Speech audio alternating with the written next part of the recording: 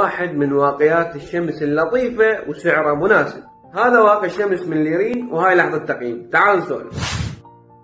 نبدأ بالإيجابيات. القوام أقرب للسائل فسهل إنك تتعامل وياه. يحتوي على 3 مركبات واقيات شمس كيميائية يوفرون حماية جيدة، لكن واحد من عندهم يتكسر بالشمس. يحتوي على مركب يعتبر بين الفيزيائي والكيميائي ينطي حماية إضافية. يحتوي على أجيال جديدة من واقيات الشمس، هذا وهذا.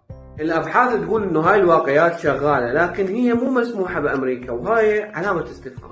يحتوي على مضادات أكسدة لمساعدة البشرة وحمايتها من التأكسد من أشعة الشمس. يحتوي على جليسيرين للترطيب. النقاط النص ونص.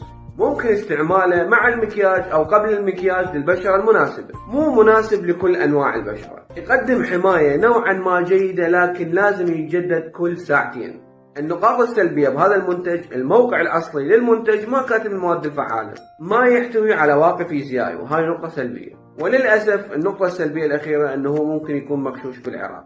التقييم النهائي لهذا الواقي 7 من 10، وتجهزوا للمسابقة. وإذا ردنا